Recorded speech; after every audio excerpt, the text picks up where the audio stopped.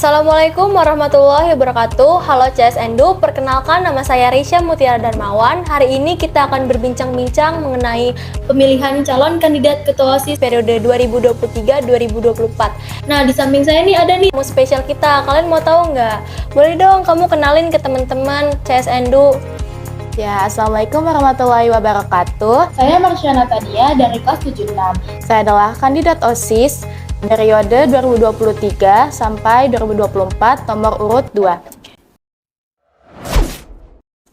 Halo Marsha, gimana kabar kamu? Alhamdulillah baik. Kamu sendiri punya kesibukan apa nih sehari-hari? Ya, biasanya kalau misalnya di rumah itu aku ngurusin adek, terus bantu-bantu mama. Terus kalau misalnya ada waktu luang, aku bisa dipakai buat main game, buat refreshing otak gitu. Ya. Kamu kalau main game suka main apa? Aku suka main Valorant, Genshin Impact, sama Roblox lah. Oke, buat teman-teman CSNDU yang suka main game yang kayak tadi, entah Valorant, Genshin Impact, kalian bisa dong ngajak mabar. Marsha mungkin ya. Oke, aku mulai bertanya kamu. Ya, boleh. Nah, kamu kan kepilih nih jadi calon kandidat ketua OSIS. Rasanya gimana sih? Yang pertama puas sih, terus mama papa juga bangga. Jadi agak campur aduk gitu antara was-was dikit gitu ya, kayak aduh gimana nih, berarti harus tanggung jawabnya gede kan. Nah itu berarti ya, terus senang juga, terus ya walaupun nggak tahu bakal kepilih apa enggak, tapi saya udah lumayan, udah seneng lah mencapai tahap ini. Yang penting untuk nanti kamu bisa ngelakuin yang terbaik ya, udah ngasih usaha yang terbaik. Dan kamu kan kepilih jadi calon ketua OSIS nih. Kamu pasti udah nyiapin dong visi misi kamu. Boleh dong dijabarin ke teman-teman CSNDU visi misi kamu apa? Oke, untuk visi misi aku itu visinya itu sekolah SMPN 2 lebih unggul dan lebih baik dari sebelumnya. Untuk visinya saya ingin mendisiplinkan murid-murid dan lebih mentertibkan murid-murid yang tidak terlalu mematuhi peraturan sekolah. Kan dari visi misi yang kamu jabarkan ini nih ya, pendapat kamu pribadi, kamu bisa nggak ngejalanin dan dilaksanakan dengan baik? Karena kayak yang tadi kamu sebutkan kan bisa mendisiplinkan siswa-siswi. Nah, caranya tuh gimana biar mendisiplinkan siswa-siswi? Ya, yang pertama kan ada misalnya kalau pelanggaran dari membawa make up atau barang-barang lainnya, itu kan ada razia ya.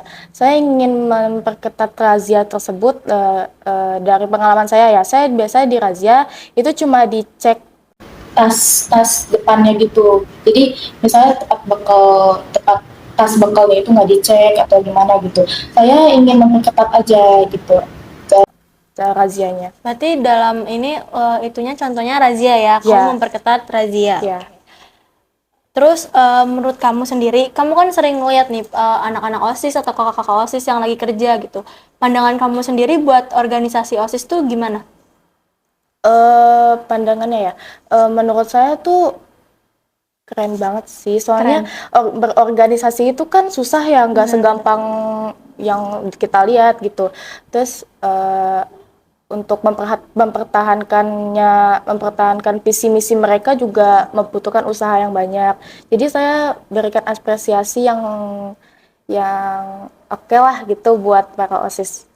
Berarti sisi kamu ngelihat pandangan kamu ke OSIS tuh sisinya positif ya? Iya, positif. Kan pandangan tiap orang beda-beda ya. Dan juga kan siswa-siswi yang ada di SMPN 2 Cikarang Selatan kan banyak. Gak semuanya pandangannya sama kayak kamu nih. Ada pandangan yang negatif atau positif. Kan kamu salah satunya pandangan positif. Nah, kalau untuk pandangan negatif sendiri, kamu nanti kalau semisal kepilih jadi ketua OSIS, kamu punya nggak solusi biar meminimalisir pandangan negatif dari siswa-siswi ke OSIS, entah itu omongan yang buruk atau apapun itu? Menurut saya harusnya dari OSISnya yang lalai sih. Jadi yang itu tuh harus kayak lebih maksudnya misalnya diberi hukuman yang misalnya seimbang lah ya. Terus untuk merubah pandangan mereka, itu tuh mungkin kita bisa melakukan sebuah event atau pokoknya event yang bisa menarik semua perhatian siswa-siswi sekolah ini. Itu kayak, ih OSIS ini keren, OSIS kita keren deh bisa buat acara kayak gini. Jadi salah satu caranya itu kita bisa ngadain event. Iya. Oke, jadi menurut kamu tuh untuk kayak tadi tuh mungkin salahnya di anggotanya. Iya. Oke. Nah, kalau misalkan kamu nih jadi anggota OSIS atau kamu nanti jadi ketua OSIS, kamu pingin punya anggota OSIS yang kayak gimana?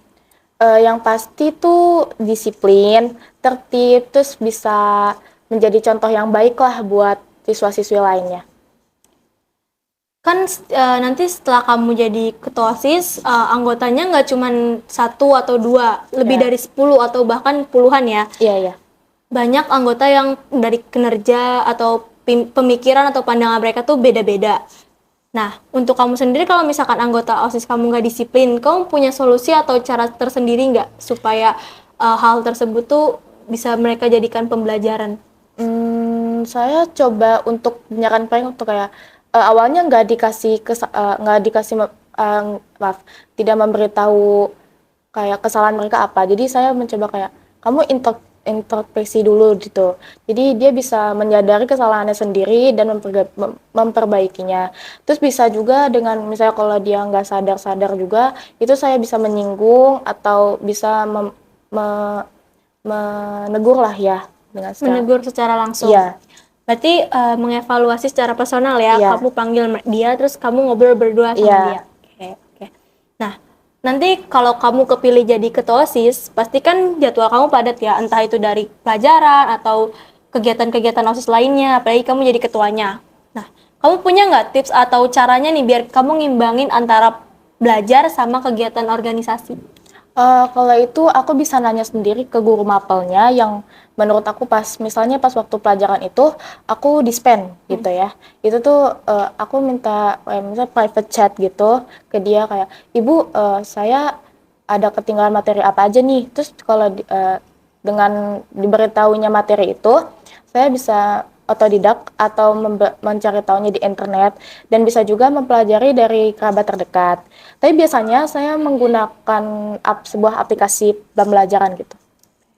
Jadi salah satu caranya tuh kamu bisa nanya langsung ya, Iya. ibaratnya inisiatif ke gurunya Iya. atau kamu bisa nanya ke teman-teman gitu, entah ada PR, tugas atau apapun Iya. itu, biar nggak ketinggalan pelajaran. Iya.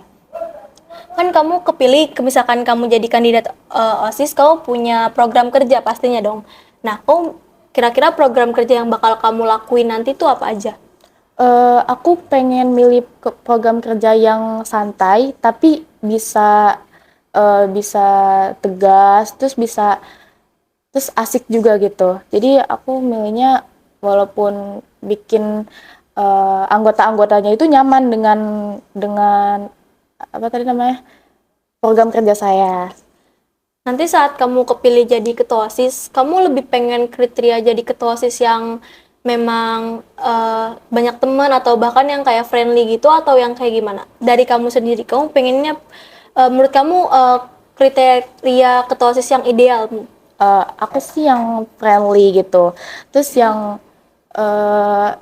yang lebih kayak dia tuh bawaannya tuh berwibawa banget. Habis itu kayak auranya tuh mahal gitu. Oke, auranya mahal ya. Iya. Oke. Berarti menurut kamu tuh kamu pengennya friendly, cuman yang penting berwibawa dan auranya mahal. Oke. Untuk kamu sendiri, kamu nanti pasti kan punya program kerja yang banyak ya. Itu juga tergantung sama anggotanya juga. Kalau semisal anggota kamu ada yang nggak sesuai sama pemikiran kamu atau pendapat kamu, itu kamu bakal kayak gimana? Itu sih aku bisa aja kayak mencoba, misalnya dia nggak sesuai ya dengan pendapat aku, itu dibicarain baik-baik lagi, terus kita diskusi lagi tentang hal itu. Terus misalnya kalau kita udah setuju nih, sepakat nih, itu tuh aku mencoba kayak yakin kamu mau kayak gini. Kalau kamu nggak mau bisa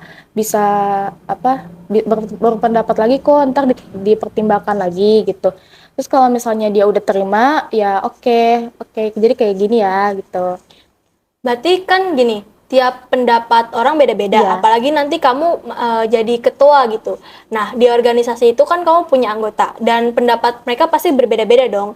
Kamu berarti harus nampung pendapat mereka. Iya. Nah, kalau misalkan dari pendapat mereka semua kamu pakai satu pendapat ini dari pendapat satu orang dan anggota yang lainnya kurang terima, kira-kira solusinya kayak gimana?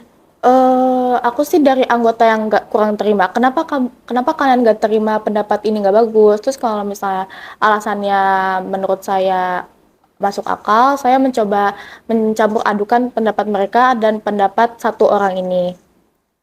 Jadi lebih kayak kamu mau ngedengerin pendapat mereka masing-masing, Iya. terus kamu tampung, terus baru kamu pikirin gimana sih solusi terbaiknya. Iya. Oke.